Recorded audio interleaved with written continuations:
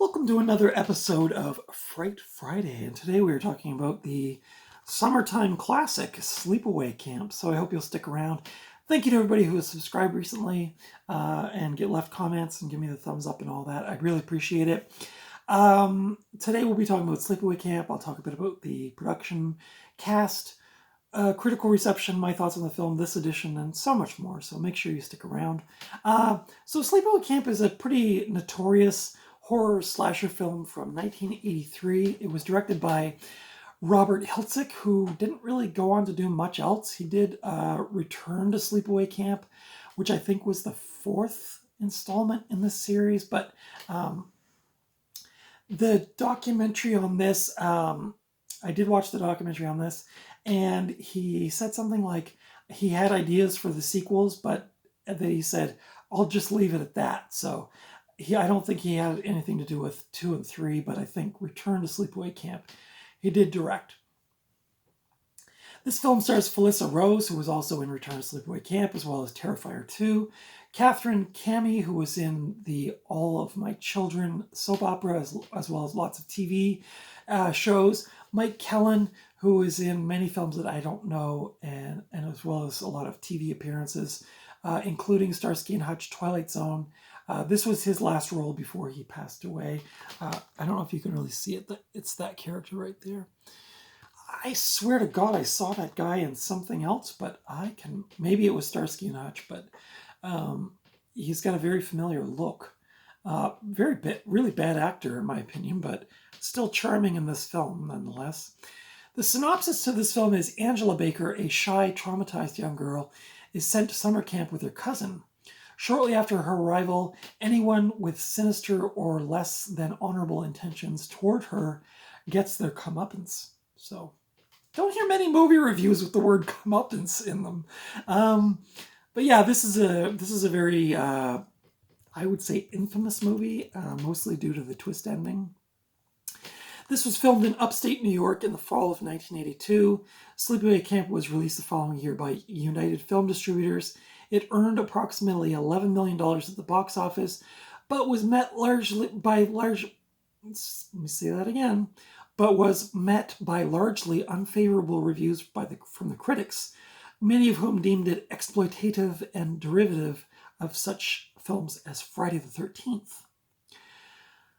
In the years since its release, Sleepaway Camp has gone on to develop a cult following as well as garnering notoriety for its twist ending, as I mentioned, which is contemporarily considered one of the most shocking in the horror genre.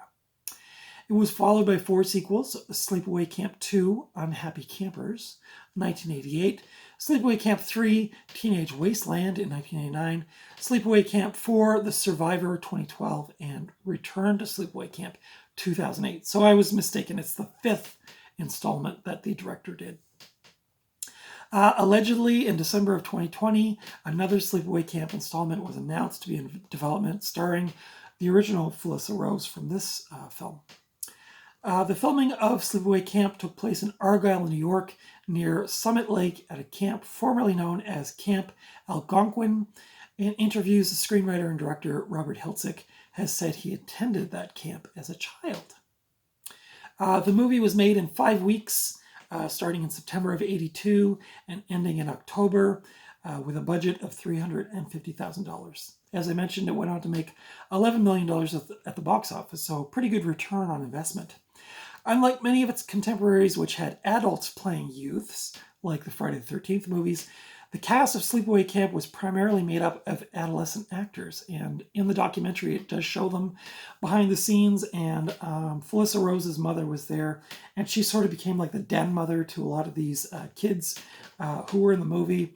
But yes, most of the actors in this movie are just like young kids, so that's kind of different compared to a lot of these other summer camp slashers. The critical reception of this movie, critics did not like this film when it was released. It often got unfavorably compared to, like I said, Friday the 13th and other camp slasher type movies. Since its release back in '83, it has garnered more favorable reviews from people, and it's become like a true cult classic. It currently holds an 81% on Rotten Tomatoes. The website Bloody Disgusting gave the film a positive review, praising Felissa Rose's performance and the film's twist ending, calling it, quote, one of the most shocking scenes since possibly Alfred Hitchcock's Psycho, unquote. So those are pretty big shoes, you know what I'm saying. In the United Kingdom, the film was released on VHS by CBS Fox under the alternative title Nightmare Vacation in the spring of 1984. In the United States, Anchor Bay Entertainment released Sleepaway Camp on DVD on August 8th of 2000.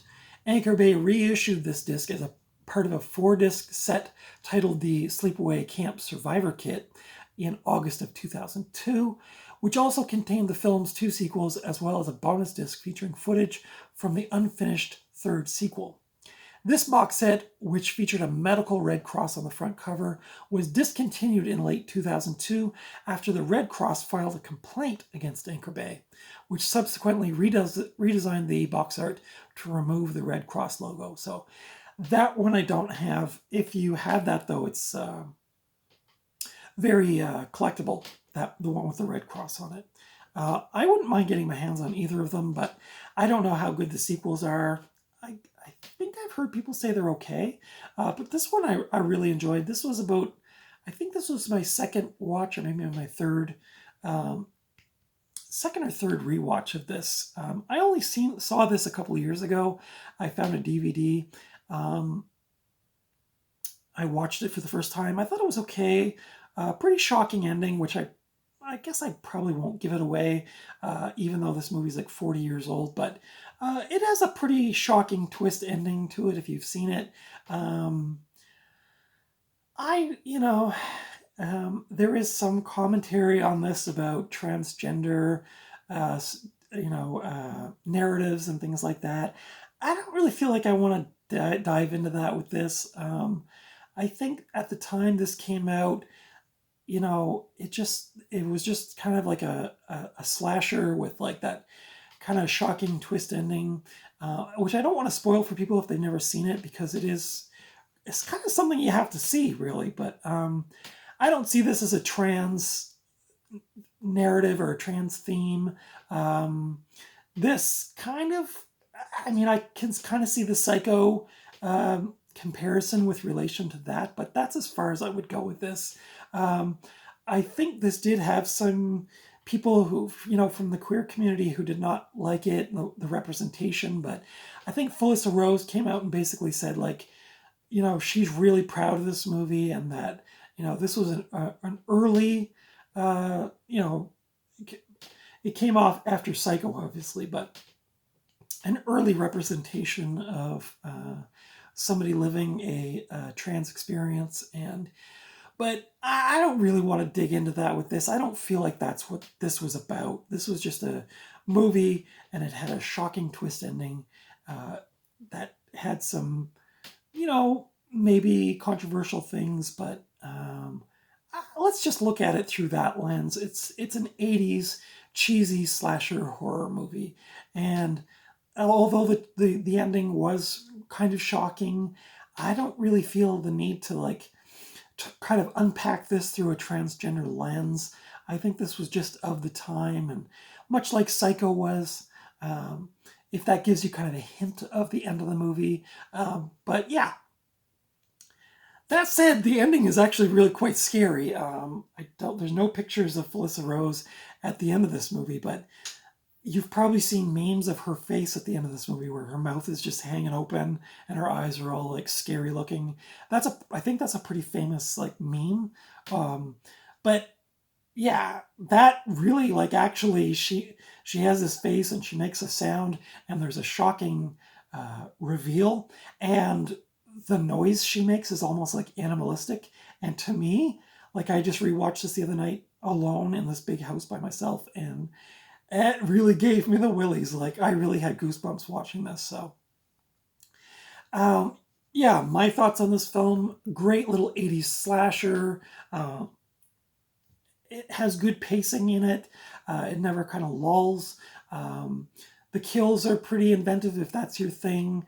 I don't think it's overly gory. I guess there's a few gory parts in it, but You know, if you like Friday the 13th, you probably like this. If you liked any of those kind of like early 80s slashers, this is, I think this is considered a pretty classic one along those lines of like The Burning or Friday the 13th or things like that. Um, I don't think I'm saying anything particularly refreshing about this film. This movie is 40 years old, so but surprisingly aged pretty well. Like I said, some of the gore is cool. Some practical effects are great. There's a scene where somebody gets burned, and it's like really grisly. Um, so yeah, if you like those kinds of things, if you like summer camp horror movies, this is a good movie to watch in the summer. Maybe watch it with some people who have never seen it, and they can enjoy the shock twist ending. But yeah, I really enjoyed this movie. Like I said, I saw it for the first time a couple of years ago. I remember always hearing about it. I remember seeing this cover at the video store. I don't know why I didn't rent it back then, but yeah, just a great little 80s slasher. Would recommend this. Would give this probably a 4 out of 5. No problem. The acting's great. It's kid actors for the most part. I mean, there are some adults in it. They're actually not that good compared to the kids, but good acting, good pacing. Really gives you that summer camp feel more so than, say, Friday the 13th for me, anyway. But again, I think it's so convincing because it has kid actors in it. Um, but yeah, this is a real cool, uh, summer slasher if that's what you're in the mood for. This edition is the Scream Factory. It's a DVD and Blu-ray. It has I think that's the original cover art, and then it has this. I assume this is like newly commissioned for when this Blu-ray came out. So you can pick which side you want. I'm going with the classic, old school poster art, but I could be wrong on that. I'm not an expert on horror movie posters, but I'm pretty sure I remember seeing that image in the video store when I was younger. But you can currently watch this. Sorry, I forgot the special features. So this has a new 2K scan of the original camera negative. It does look really nice on Blu-ray. A new commentary with stars Felissa Rose and Jonathan Tiersten. Original commentary with director-writer Robert Hiltzik, Felissa Rose, and webmaster Jeff Hayes. New interview with cast and crew. Sleepaway Camp scrapbook. Short film Judy by Jeff Hayes. Theatrical trailers, and more. So this is a pretty loaded edition. I don't know if this has gotten a 4K yet or not, probably, but this is about as far as I'm going to go with it, probably, as far as upgrades.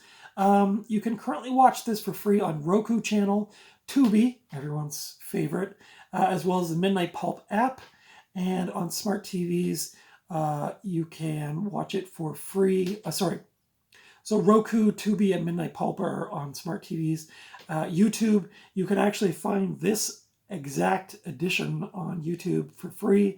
It's the Blu-ray upload, so it's a really nice picture quality on YouTube, so you can watch that on there. So that's my thoughts on Sleepaway Camp. I love this movie. I'm really happy to upgrade it to Blu-ray from DVD.